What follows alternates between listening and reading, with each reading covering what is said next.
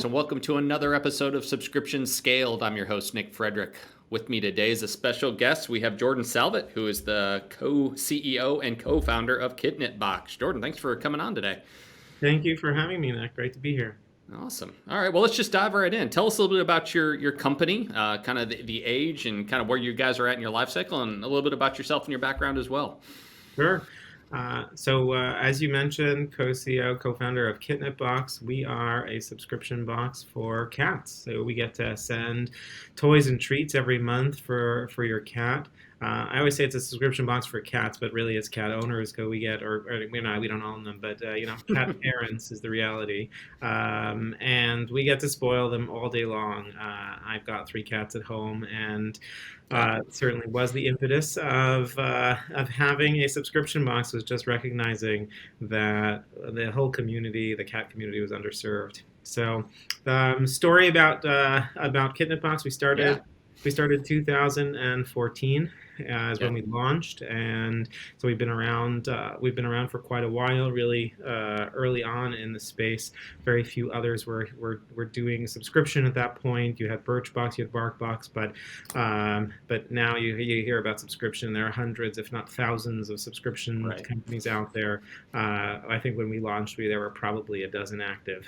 So it was really great to be in that frontier, and we've learned a lot over the years to be doing what we're doing at scale today. Awesome. So have you been with KitNipBox for the entire 7 years, and kind of what led you to it? Yeah, I have been. We started it. My co-founder and I started it together. Okay. If I'll be honest, when we were looking at businesses, my co-founder and I, we were just sort of talking about businesses. What kind of businesses would we start together? And we loved the concept of subscription, even though not many people were doing it, and subscription box specifically. And we were a little methodical. We said, what's going to be useful to us? What would we enjoy? What can we relate to? And cat kind of came up there. Nobody was really doing cat at that point.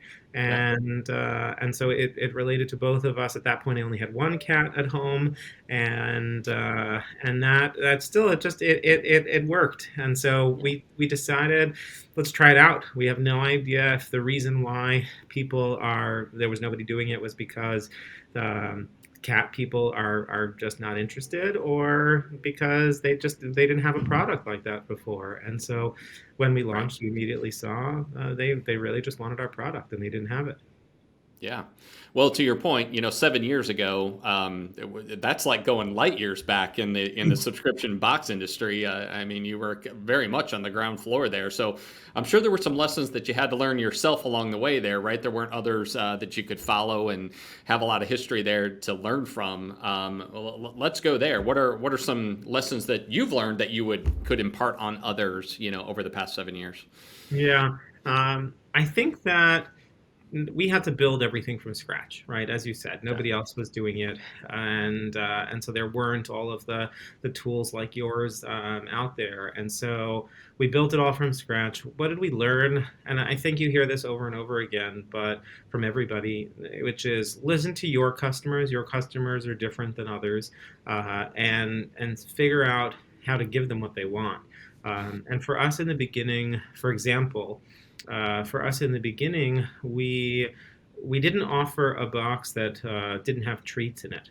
We offered all of our boxes had treats and toys in it. And so we listened to our customers, and they gave us feedback and said, hey, my cat is finicky, or my cat has a sensitive stomach, and we really need to offer them, we'd want an extra toy instead of the bag of treats, or something along those lines. And so we immediately, we added that product offering. So to me, that was something where we learned early on. It became core to our product to listen and change and figure out what are those customizations for each of our customers and products, and just keep listening, I think is the reality of it. Yeah. So what methods are you using to listen to those customers? Are you outreaching to them, giving them the ability to provide feedback on the website? How do you engage with them? Yeah, we do engage with them via the website. So they can Okay. message us through their portal, things like that. They can email us. We do also ask them for feedback on every box that they've received. Hmm. So we ask them to rate them. We ask them to give us details on every single item they've received. So that helps us in understanding how the mix of products is working as well. Yeah. How so going back 7 years, I mean there's a good bit of history there, and like we said, 7 years ago there weren't as many players in the space, so you didn't have people necessarily going online looking for a cat based subscription box. So Mhm. talk about how you've evolved your customer acquisition strategy, maybe what was the focus back then and how you've evolved that over time. Yeah. It's actually in that respect. When we first started, we started with search. So, Okay. and the reason why we started with search, and if you talk to people today, they're all going to tell you, "Oh, don't start with search. Search is so hard. Don't do that."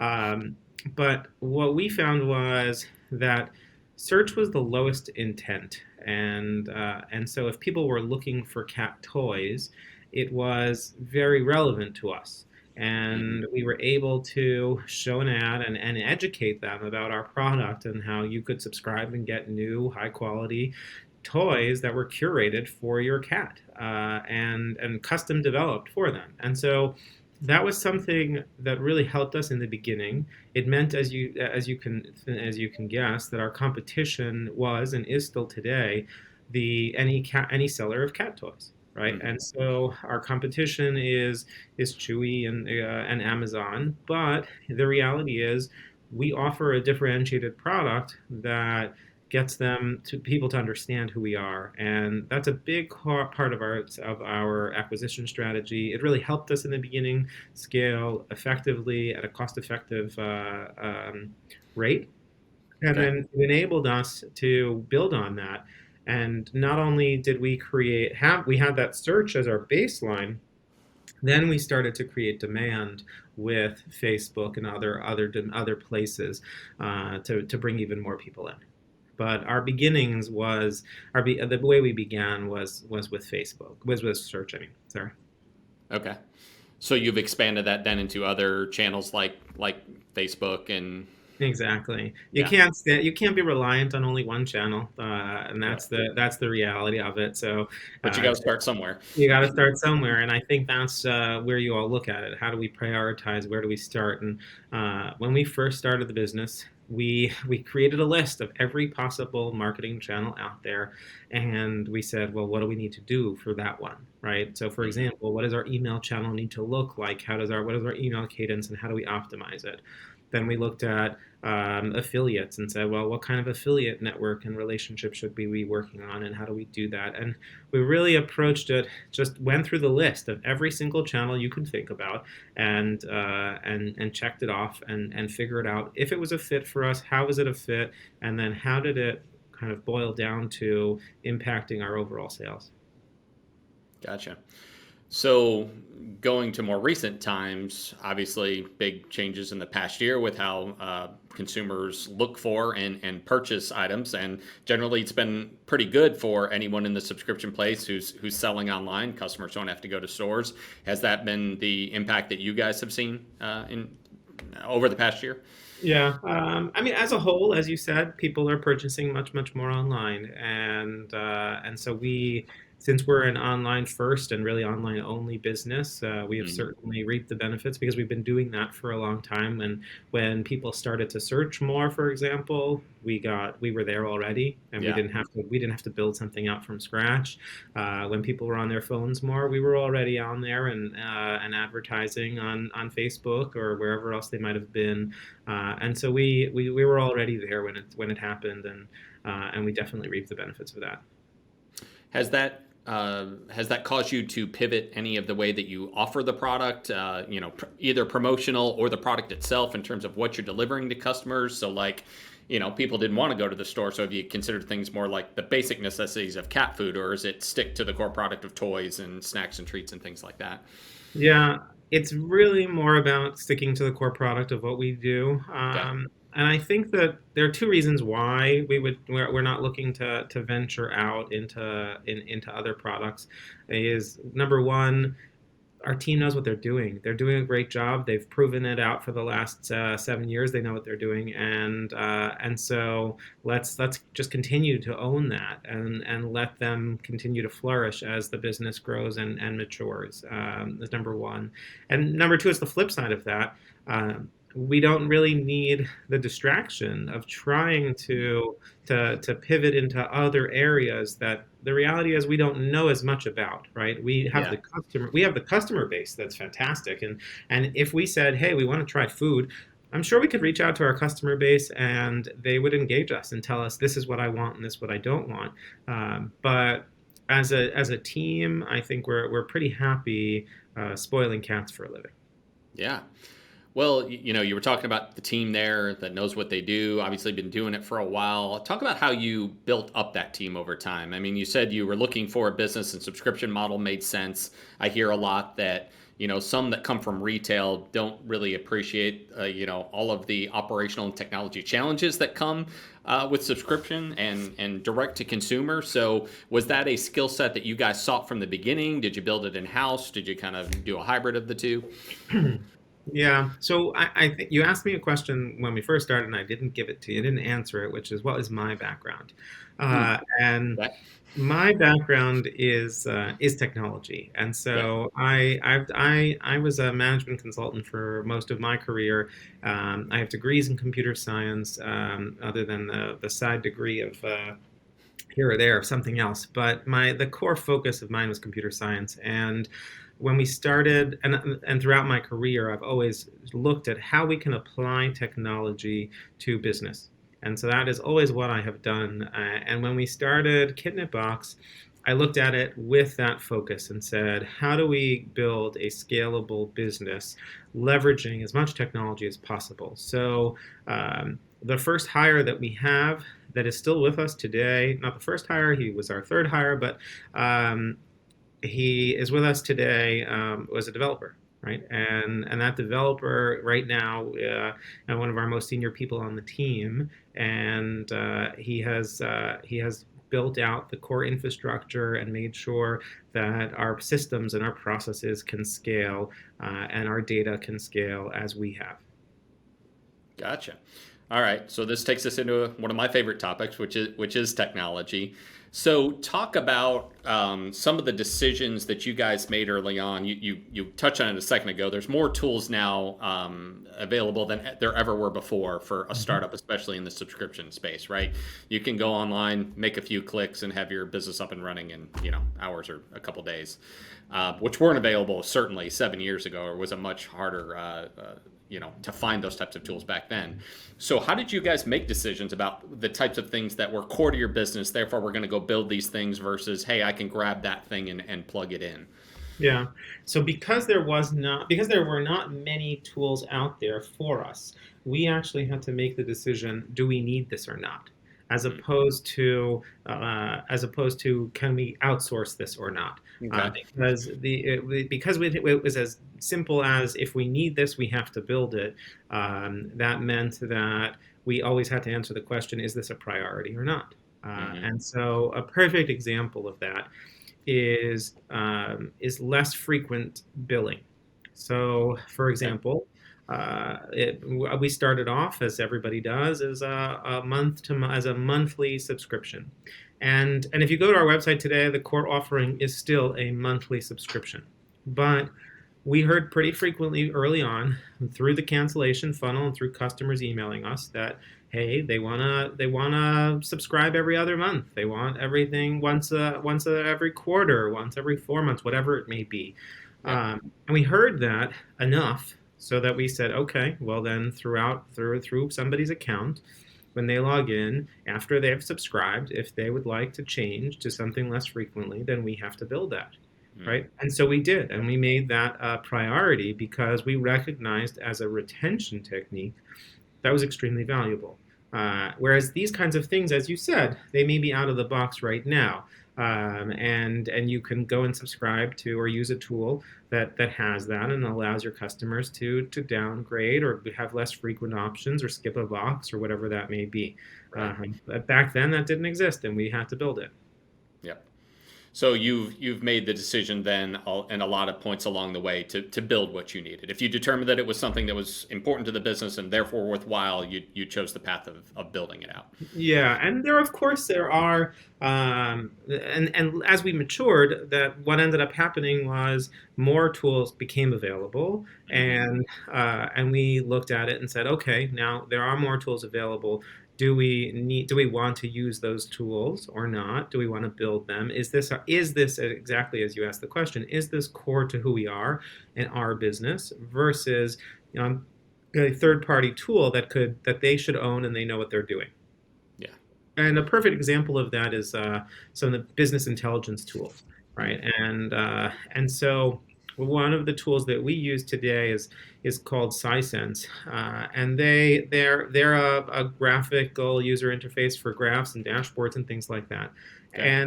And we recognized we need that level of dashboards. We need to have a better understanding of our business and things like that from a high level perspective, but we're not going to build that from scratch. We have the technical capabilities to do that, Yeah. but that wasn't the right thing for us to spend our resources on, right? Right. And so that was a perfect example of something later on that we were able to outsource and find the right tool and the right partner for. Yeah.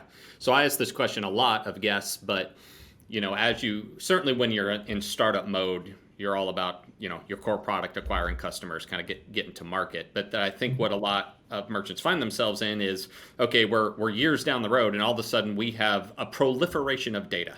Right? Mhm. It's now sitting in all kinds of different places. Some of it's internal, some of it's with third parties. It's all in different formats, and I need to bring all of these things together.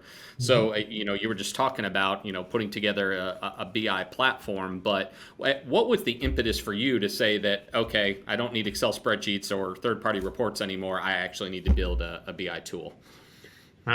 It's a question of how often you're doing something over and over again. Mhm. It is our mantra across the board to say if we're doing this more than a few times and we're doing this regularly, well then let's automate it, right? Whether that's an automation of the chart itself, whether that's an automation of the analysis of the data, an automation of just moving the data from one place to another. Uh, that is really core to who we are as a business and why, as a whole, we've been able to scale with really very few people on the team. Okay. You talked a little bit a minute ago about the cancel funnel and retaining customers. Let's talk about that for a minute. Starting on the voluntary side, when you've got a customer who's maybe fatigued or whatever reason they may have for wanting to cancel, what techniques are you guys implementing, strategies these days to try and hold on to those customers or get them to come back at some point? The reality is the first click after they say cancel is, well, here are your options. You want to cancel, not a problem. Mhm. You can cancel. You can switch to a less frequent option. You can skip Okay. a box, right? And that's it, right? We don't There are some people and some companies that make a phone call, which I don't think you can do anymore. But we're on that. We're on the perspective of you can click on the website, log into your account, and cancel. And that in of itself, by making it easy for you to do it yourself, to cancel yourself, it makes it easier for you to actually believe you can come back easily. Sure. So it's a little bit of a cycle, right? If somebody Yeah. feels they can cancel easily, well, then they can also feel like they can reactivate easily.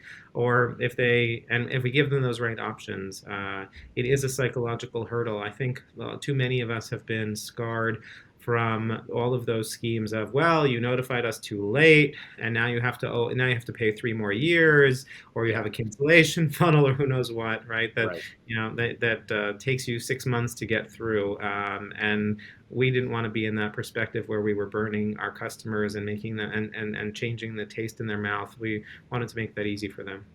Yeah, absolutely. There's a lot of choice out there for customers these days, right? And, nobody wants, I mean, some apprehension of consumers is getting into a subscription that I can't get out of, right?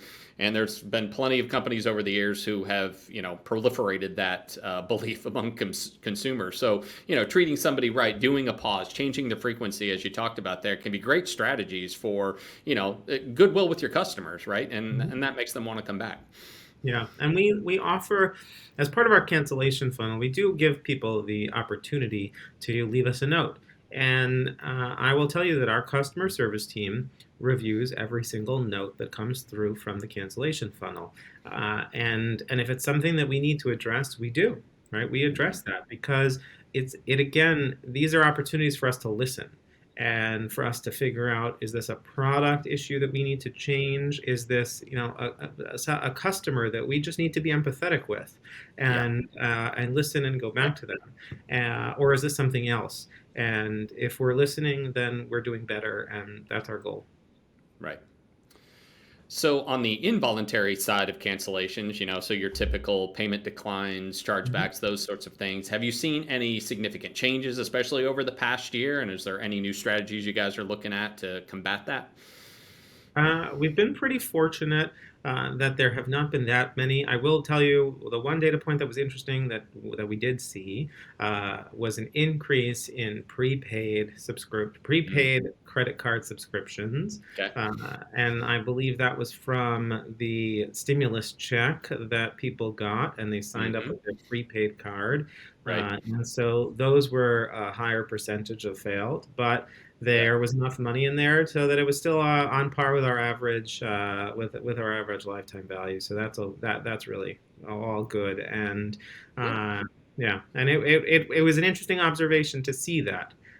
But it also meant that we weren't expecting to recover those canceled those Okay. subscriptions once we saw that it was a prepaid and there just weren't enough funds. That is an interesting perspective, not one that everyone takes. There's certainly some merchants who will look at a prepaid card, especially a non-reloadable, and think immediately, "This isn't a subscription that I want. I'm not going to be able to get enough out of this, to justify my acquisition costs or fulfillment costs." But yeah, so your perspective is these are still worthwhile to us. 100%. And again, it goes back to that positive goodwill piece of if Yeah. we deliver the right product, if this is how they could afford it today, well, then maybe down the road they can afford it in a different capacity and they'll Yeah. come back. Right. And then, and I don't want to take a short term view of this. Instead, I want to take a long term view. Maybe Hmm. they'll come back in a year from now, and that will make sense for us, and they'll stay with us for a year or maybe five at that point. We still have Yeah. customers that are with us for 7 years. Wow. Wow. All the way from the beginning, right? Founding members, huh? We do. I believe, if I'm being honest, I believe it's only two from our first month, but it still is two customers from our Yeah. first month. And Absolutely. uh, That's and that's 7 years that we have two customers from that first month. And I will tell you, that was not family or friends. We don't have um, I'm we sure that's what some listeners were thinking. So good for yeah. thank you for We did clarifying. not.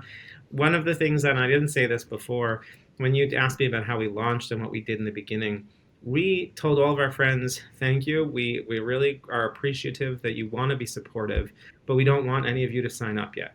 And the reason why we did that is that we didn't want to have a false sense of Mm. market fit, right? We wanted to Mhm. know what is the true market fit. And we told all of our friends, hey, if we're still around in 6 months and this is a growing business and you want to support us then and you want to jump in, great, then do it. Yeah. But not month one, not in the first few months, because we're still just figuring out what makes sense. Interesting perspective. Are you guys 100% US based right now, marketing to US consumers, or have you gone outside? We do only market to U.S. consumers. We ship as well to Canada, but Okay. we don't market to Canada. And our rationale there is that the U.S. market is large enough, and we know that unless we were to have operations in outside of the United States, we can't deliver the highest quality product. Certainly not the delivery times and things like that that we would expect. And so instead of setting expectations by advertising overseas, by advertising in Canada, we decided we'll stay focused on the United States. Have you seen any significant issues with even fulfilling to Canada, or has that been relatively smooth? It's relatively smooth, I would say, but it does take longer. The Hmm. time for a parcel to arrive in Canada, final delivery, takes much longer than it does because we are fulfilling from the United States, and so Yeah. that just takes additional time. And again, I think it's really hard when you're advertising and spending advertising dollars to make promises that, hey, it's going to arrive tomorrow, when Mm. customs can often just hold it for you for a month and not know. Right. And that's not something we prefer to over deliver as opposed to over promise. Hmm. Changing gears a little bit, what do you think it is about the recurring model that is so attractive to founders like yourself who are looking for a new business venture to get into? I'll tell you what drove us to it in the beginning, which is that it's more predictable. If you build a business that customers like, and you build a product that customers like, the act of canceling is uh, the act of canceling is a small feat that they definitely have to go and do, right? But they have to be Hmm. conscious about it, as opposed to they have to be conscious about canceling, but it's on automatic delivery and they're happy otherwise. But if you had to get someone to convince them to buy every single month and to click that button to buy again, it's less predictable. Right. And that would require you to continue to market to them every single month, and so that was not our we sort of looked at it and said, let's focus our business on two different sides. One is the product, and one is marketing. So this way, our acquisition team can be focused on just figuring out how to grow, make sure they're giving us good customers, and that those new customers that come in are fit our standard cohorts and they follow similar patterns. And then our product team can be focused purely on giving the customer the best product, because that's what's going to keep them in-house with us for the longest amount of time. And so that's what enticed us to begin with. We figured that if we did it that way, again, we could keep a slim team, one operating just growing and one operating just on the product, as opposed to then having a third team focused on getting customers to repurchase and a repurchase rate and Yeah. things like that. So Right. that's what enticed us in the beginning. Yeah. I mean, every retailer out there wants the returning customer, right? They want them to buy, they want them to come back, but you keep having to reach out to that customer and, offer some compelling reason for them to come back. And that's one of the beauties of subscription, right? Yep. You've entered into that, pseudo contract with the customer that says that I'm making a commitment to you, you're making a commitment to me, and then we kind of have this built-in ongoing relationship, right? It's a beautiful thing. Yeah, and as long as we continue to meet your expectations, Right. or hopefully beat your expectations on Right. what you're getting, then you'll be happy and you'll continue to stay subscribed. And Yeah. it really is a two-way relationship where, and that's why I said it before, I say it again, right? We're listening. And we're listening to whatever way we can, whether it's through messages that you get to us, or the reality is the other way we listen is through our numbers, right? Our engagement numbers, our churn numbers, are Hmm. things like that. Those numbers inform how successful we're doing. Absolutely. Well, congratulations on all the success. I mean, 7 years in the box business, that's a success in and of itself right there. So tell us a little bit more about the website, kind of where customers can go to learn more about it. Sure. please head on over to kitnipbox.com and you can take a look there. You can also find us Yeah. on Facebook, facebook.com/KitNipBox, or Instagram also handles KitNipBox. We're on Twitter also, but our main customers come out there. If you are interested in subscribing, we've got a 15% off coupon going out right now for your first month. So that's now 15 if you're interested in that. And Meow we've got 15. we Nice. subscribe meow, right? Yeah, there you go. That's the Oh, key. nice. Good play. Subscribe meow, and we've got two. I don't think I shared with you. We have two different sizes of our boxes. One is Okay. $19.99. That's what we call our Happy Cat box, and then we have our larger box for families that have more than one cat at home, which is for $29.99 a month. And both boxes have the ability to have no treats, and then we've got plenty of flexibility on that side. Nice, nice. Well, Jordan, once again, thank you for sharing all of your learnings, your experiences over the past 7 years. Like I said, it's great to hear from somebody who's one of the baseline founders of the subscription box industry. 7 years, it's hard to believe, but that is the truth, right? Yep. Yeah. Well, thank you very much. Thank you for having me. I really appreciate it.